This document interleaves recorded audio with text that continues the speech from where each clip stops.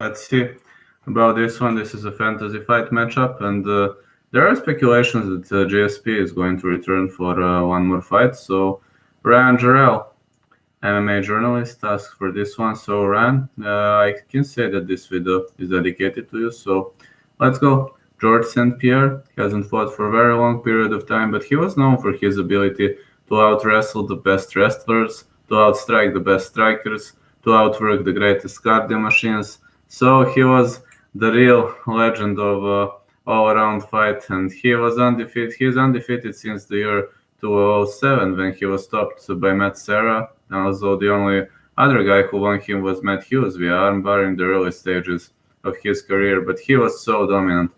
Great kicker, great striker, great puncher, great knee expert, cardio machine.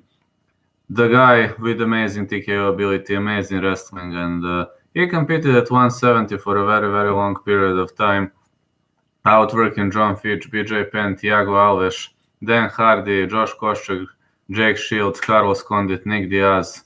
Johnny Hendricks was questionable. That fight was very much questionable. As a huge fan, I kind of disagree with that.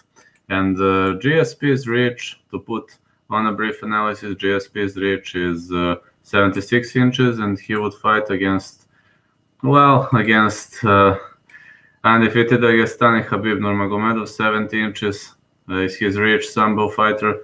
GSP actually originates from Kyokushin, but then he transitioned to all other mixed martial arts. He's also black belt in BJJ, Gaido Jitsu, and Shidokan.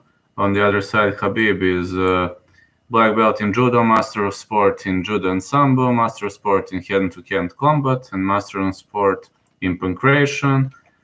You can say he's a Sambo fighter, 5'10". So generally, Khabib is the best wrestler in the division.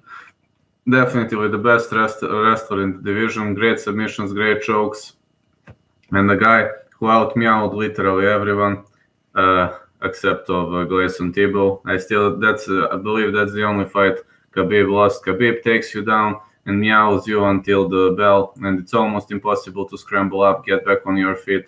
It's very, very hard, and people would like to know what would happen at 170, at 155. Well, there is not much difference as Khabib cuts the weight from 200. And GSP weighs around 190, so not much difference, of course. And generally, George or Khabib outwork Barboza, Michael Johnson, Rafael dos Anjos, Pat Healy, Abel Trujillo, Gleison Tibble. The point is that if the fight happens at 170, the clash of cardio machines would be inevitable. Just like at 155, Khabib's cardio is out of this world. At 155, it would be questionable how would be GSP's cardio, as he has never cut much weight. But at 170, it would be the clash of cardio titans, and it would probably go the distance. But GSP, according to me, way better striker. So if the fight remains standing, it would be GSP definitely. If the fight is taken to the ground, GSP has some amazing ways to scramble up, get back on his feet. So I don't know whether would he be able to, but against Matt Serra, for example, in a rematch, he showed that it's possible to scramble up from impossible positions, just like against John Fitch, BJ Penn. I just don't see Khabib finishing GSP. Wherever this goes, 155, 170, I expect this one goes the distance. And of course, I think GSP would collect more points, but Khabib's cage control time and ground control time might also give him edge. And let us put on a brief analysis. Kicks, definitely GSP. Striking, GSP. Punches, GSP. Clinching. Khabib has better takedowns. GSP has better knees and elbows. Long range fighting goes in the favor of GSP. Also, meowing, Khabib. Submission game.